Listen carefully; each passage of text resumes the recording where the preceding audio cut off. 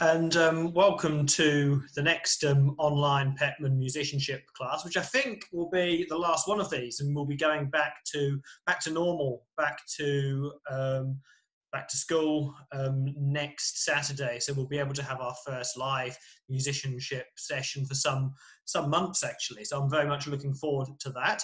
But I have prepared for you one more video, just finishing off looking at the classical period, looking at that man Ludwig van Beethoven, and looking at how his music is really sort of a bridging point between the classical period and the Romantic period. So we're going to talk a little bit more about that and how he was so influential on later composers in the 19th century. I'm in particular going to focus on his Sixth Symphony and his Ninth Symphony.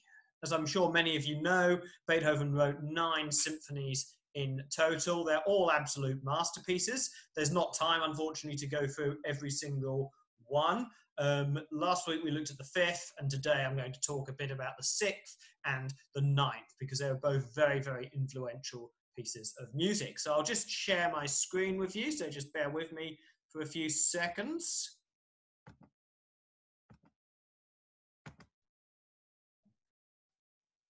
And then I'll go into my PowerPoint. So hopefully you can all see this. Okay, so we're moving towards Romanticism and looking at the 6th and the 9th symphonies. So as I mentioned just at the end of the last session, the 6th Symphony was premiered. It was first performed in the same concert as the premiere of the 5th Symphony. And this was a massive concert that took place on the 22nd of December, 1808 at the Theater an der Wien in Vienna, in Austria. And the concert was entirely made up of Beethoven's music. Beethoven was the piano soloist for his 4th Symphony. He also played a solo piano improvisation in the second half, and the entire concert lasted for over 4 hours, which is quite incredible when you compare it to the average length of a concert today. It's normally about 1.5 to 2 hours, including an interval. Anyway, so moving on from the 5th Symphony last time, the 6th Symphony is actually very, very different in style and in conception compared to the 5th. It's also very, very different in terms of from symphonies in general. That's because it's an example of what we call program music.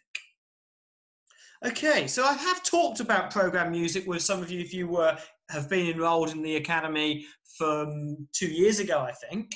So some of this will be familiar to you already, but I hope it will be useful revision for you and also some new information for those that are new to the academy this year. So program music is basically instrumental music where the composer provides some sort of written description to accompany it. And this tells the listener or the audience, i.e. yourselves, what the music is about. So it might tell a story, it might represent a real or fictional character, or it might depict a particular scene. And the way that the music unfolds is often determined by the events in the story or by appearances in the scene. So something like Prokofiev's Peter and the Wolf, for example, would be a good example of program music. There's also a lot of music that is not specifically about anything. And there's also a term called absolute music, which doesn't refer to anything in the real world in the way that program music does. Essentially, absolute music means music for the sake of music. The notes on the page might make sounds that don't represent anything external.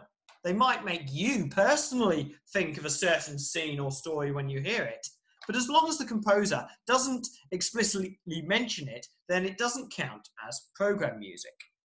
So, for example, in works like The Cuckoo and the Nightingale by Handel, the organ imitates the sound of the cuckoo, but that's as far as it goes. And the piece behaves otherwise like any other concerto. So it doesn't count as program music.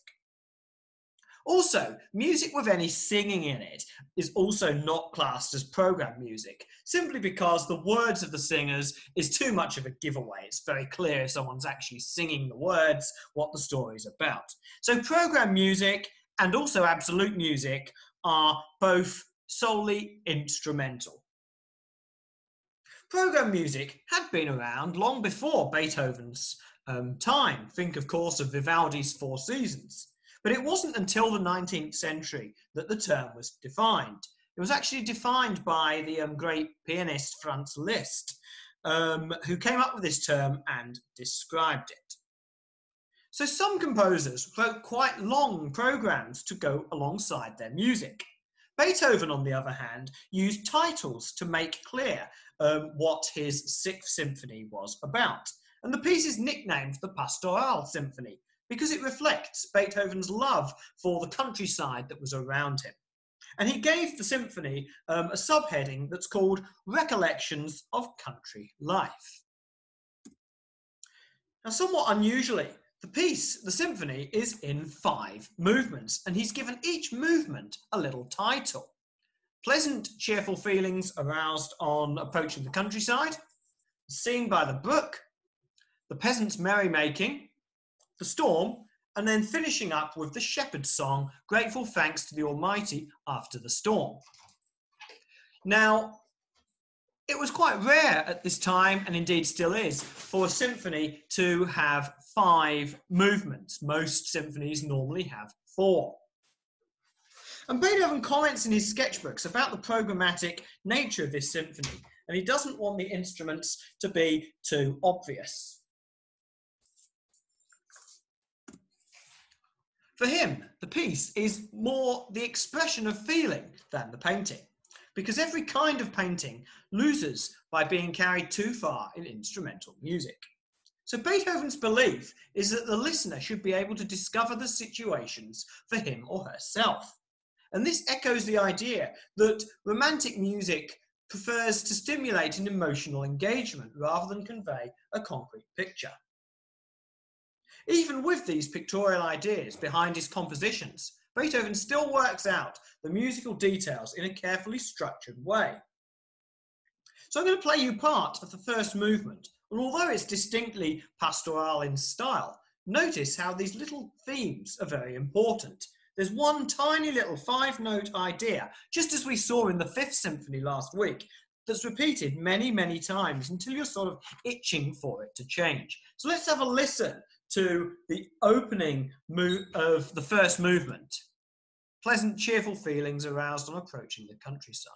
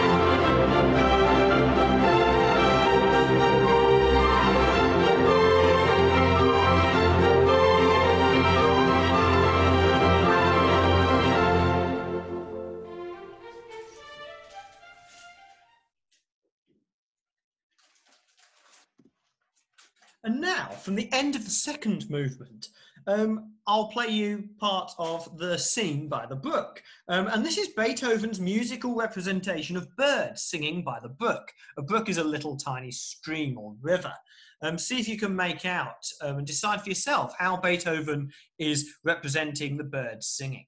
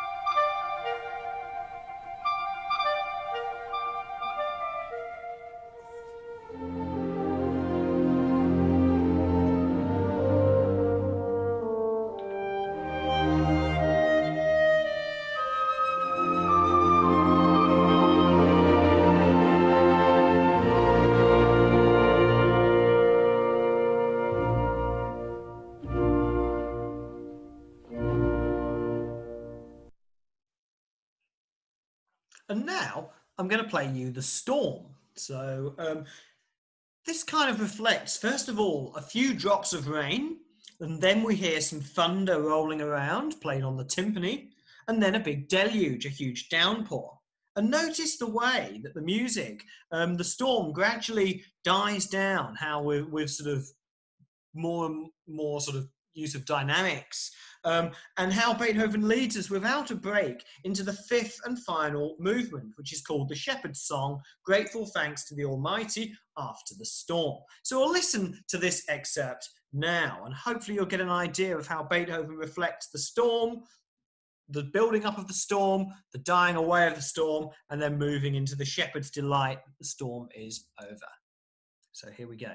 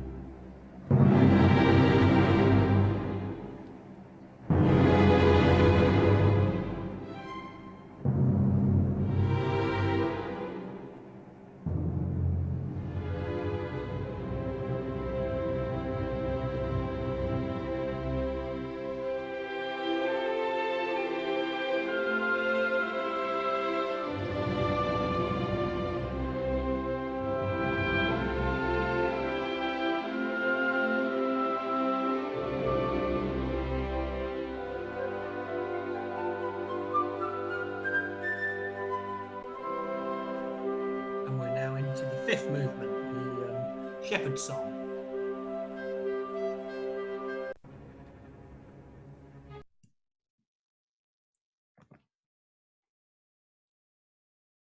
All right, so now we're going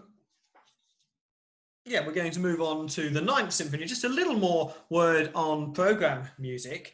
It became a very, very important aspect of Romantic music, and composers such as Liszt and Dvorak, who wrote tone poems. So a tone poem is a symphonic work that describes a scene or painting. Or Mahler and Bruckner, who wrote huge programmatic symphonies. They could all look back at Beethoven's Sixth Symphony as a point of influence.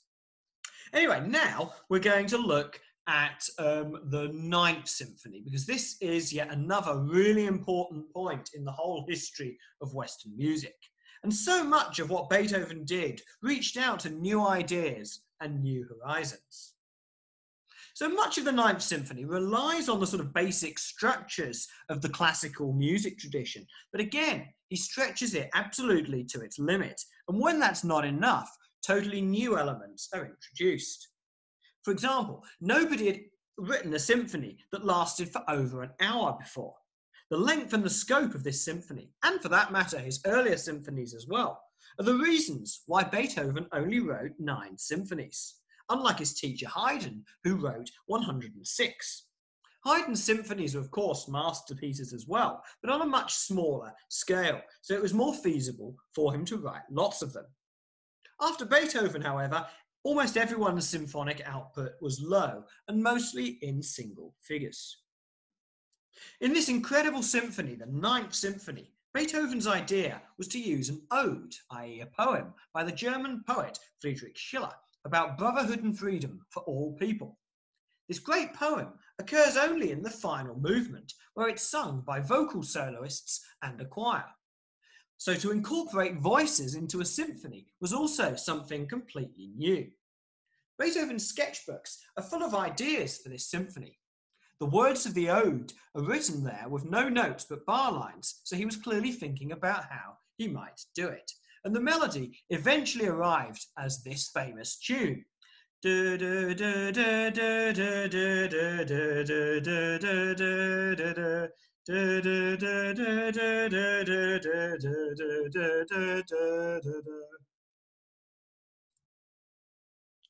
So, as per usual, there's 4 movements in this symphony.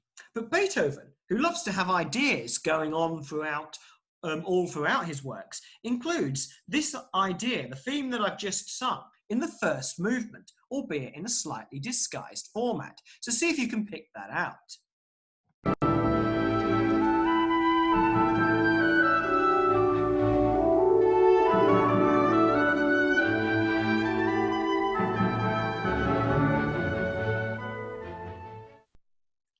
And then it's hinted at in the second movement, that Ode to Joy theme as well.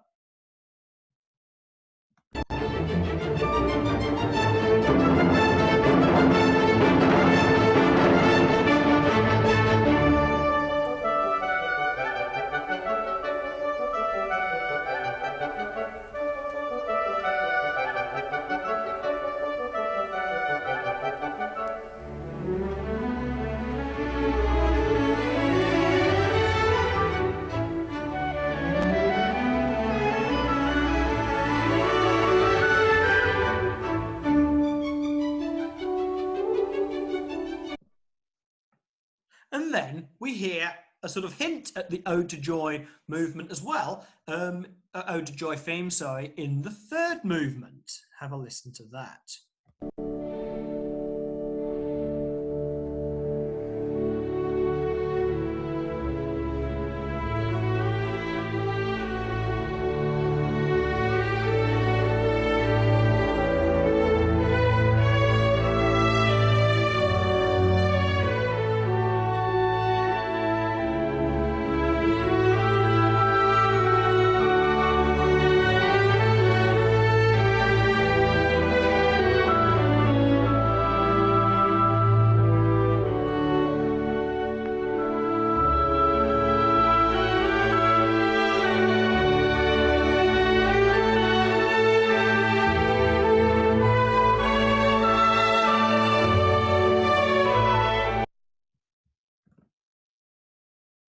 And that all culminates, of course, in the fourth movement with the Ode to Joy theme that we all know so well.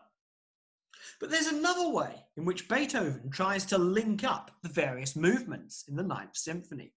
Let's first listen to a little snippet from each movement. So here's the first movement that starts very quietly. Listen out for that long, short, long motive. Da-da!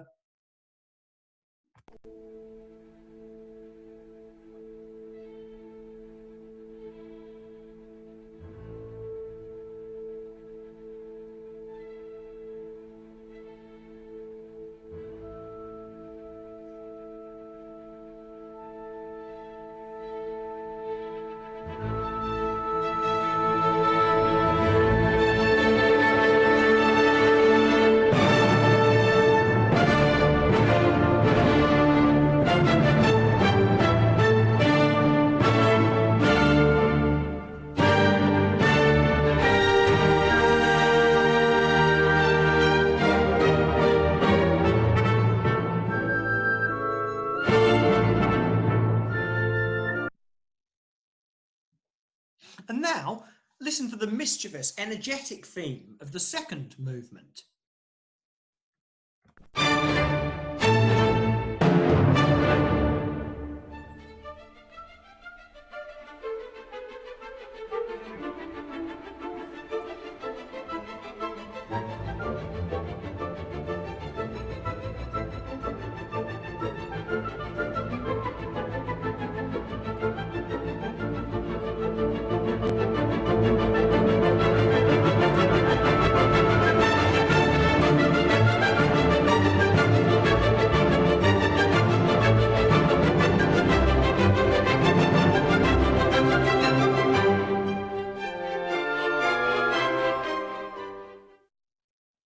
And now, to contrast that, the slow and lyrical theme of the third movement. So I want you to hold all these, or try to hold all these thoughts in your head for the moment, because I'm going to show you soon what he does with these different themes in the fourth and final movement. Here's the third movement.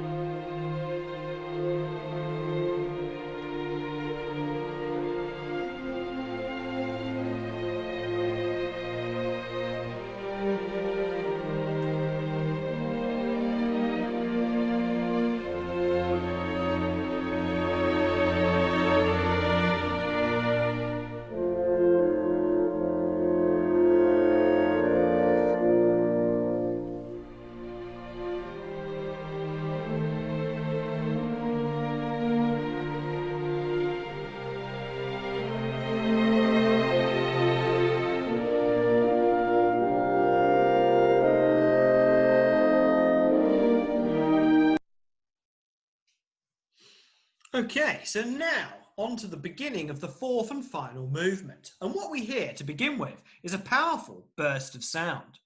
And then the cellos and double basses play a most unusual and original solo line, which almost sounds a bit like a piece of operatic recitative, but with no words. Then we have another burst of sound, followed by another cello and bass line. Then Beethoven plays a brief extract from the first movement. So try to remember back to the extract I played you a moment ago. Then we have the cello and basses again, then a brief extract from the second movement, cello and bass, then an extract from the third movement, some more cello and bass, then a little snippet, a little hint of the Ode to Joy theme, more cello and bass, and then a complete statement of the Ode to Joy theme played by the cellos and basses, then on the lower strings and bassoon, then on full strings, and finally the full orchestra. And after that, the voices come in with the following words.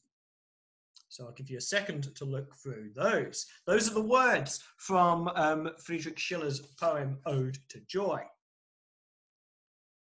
Now, I mentioned last time how the feelings Beethoven expressed in his Heiligenstadt Testament that he wrote when he was trying to come to terms with his deafness, they were made manifest in this Ninth Symphony. And I'm quite sure that you'll agree that when we get to the point when the singers enter in the music, it's as if we've gone into another world, a world of joy and brotherhood. And it's much, much more than just being about Schiller's poem. Beethoven's encompassed the whole finale with his optimism. Despite his personal sufferings under the ailment of his deafness and the social isolation he endured because of it, we can really, really sense, as he puts it, his love for humanity and his desire to do good. So we're going to listen to this extract so that you can hear all of those features coming together. And I'll bring up on the screen the different bits as they happen. So here we go.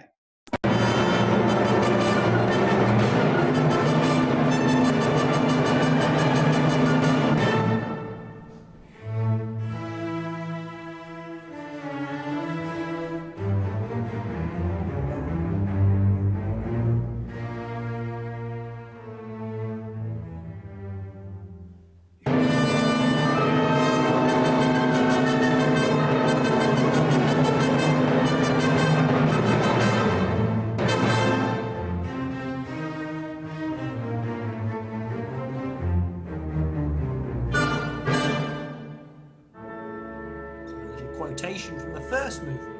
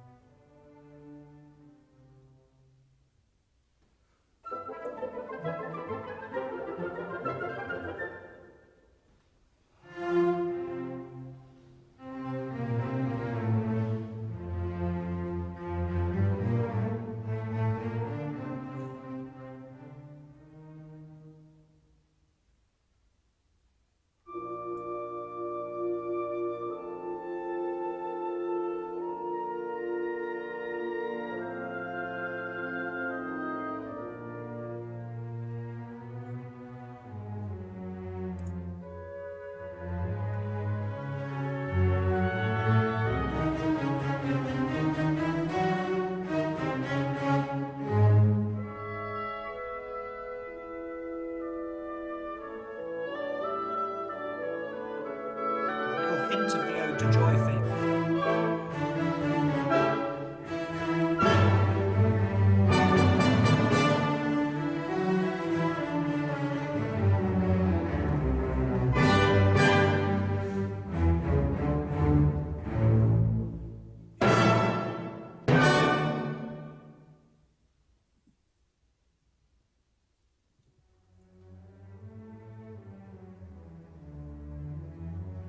Very quietly, the cellos and basses playing the full Ode to Joy theme.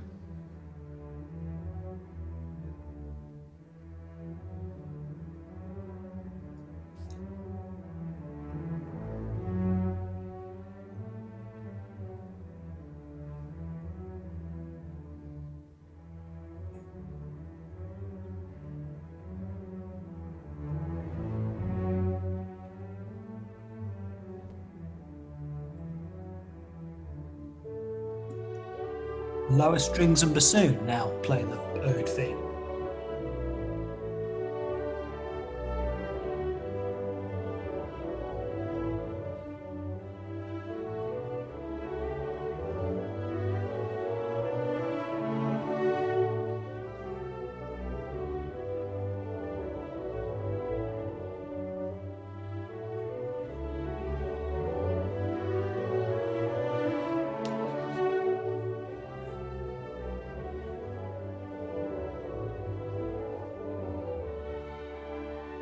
The violins, full string section.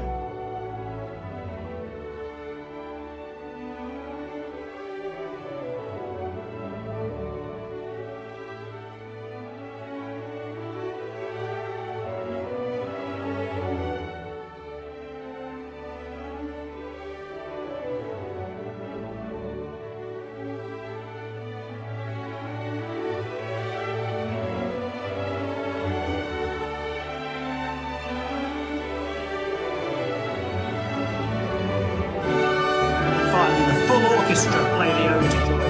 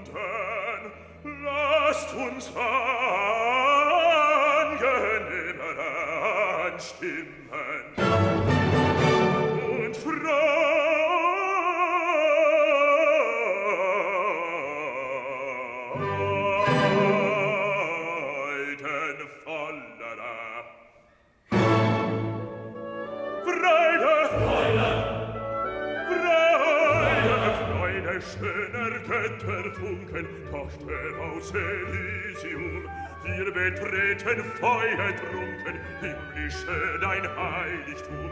Deine Zauber binden wieder, was die Mode streng geteilt. Alle Menschen werden Brüder, wo dein sanfter Flügel weilt. Deine Zauber binden wieder, was die Mode streng geteilt.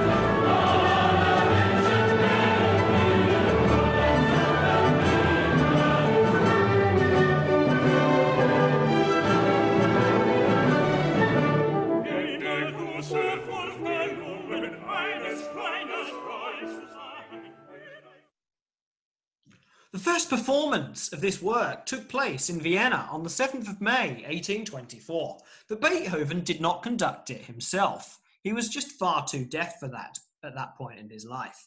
Instead, he stood in the wings and watched. And there's a famous story that once the piece was over, somebody had to turn Beethoven around to face the auditorium so that he could see the huge applause. Whether or not that story is true, it obviously endured because it appealed to 19th century sentimentality. Beethoven's deafness was certainly a dreadful thing to befall him, but it also made him an object of fascination and commiseration for people, especially in the 2 centuries following his death.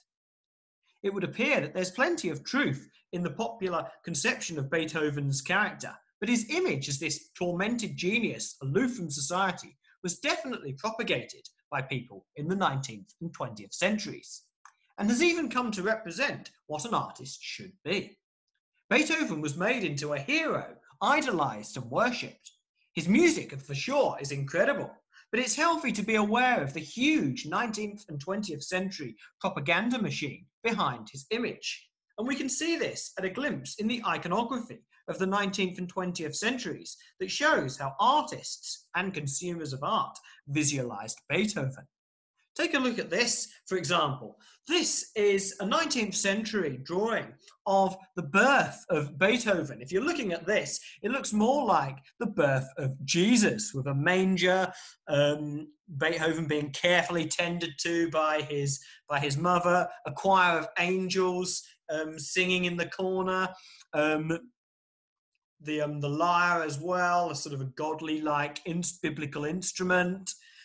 I'm quite sure, in fact, I'm certain that Beethoven's birth was actually nothing like this. But this just goes to show just how artists like to symbolize and represent Beethoven as this sort of idolized, godly figure who's the sort of god of all music that's come before now. But anyway, let's get back to his music. In both the Ninth and the Fifth Symphonies, we saw the composer giving each piece a thematic unity. So with that, I mean parts that link to other parts of the symphony, and they all tie together in a tight package. In his Fifth Symphony, Beethoven had that little musical theme, da-da-da-dum, transformed and repeated throughout in order to create this sort of impression of wholeness. And that became a very common device for later composers to use.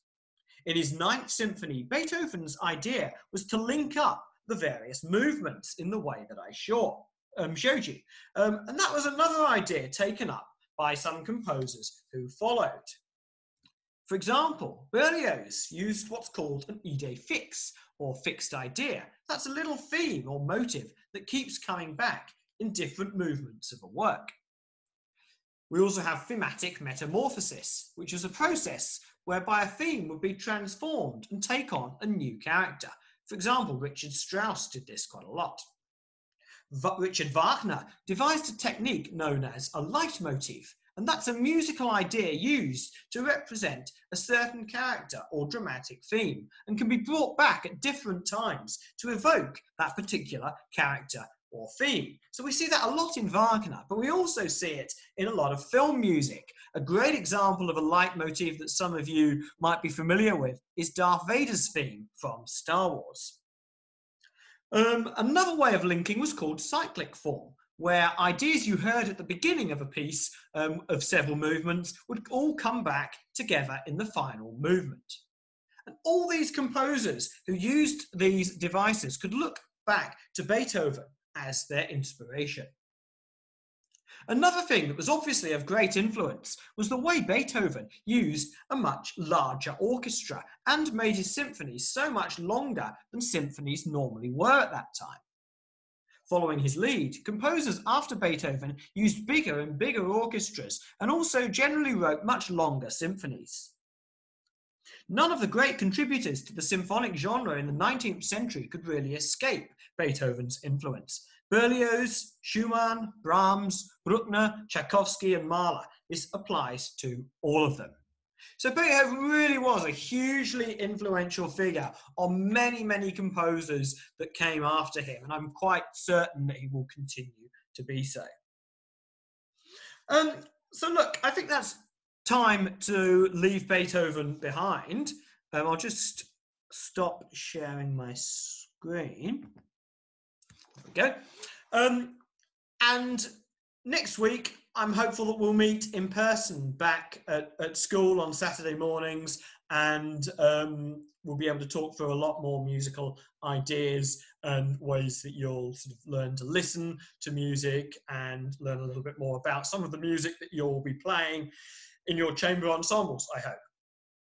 So thanks very much for being part of these online digital musicianship classes. I hope that I've managed to teach you something, and I look forward to seeing you in person next week. Thanks very much and enjoy the rest of the weekend. Bye-bye.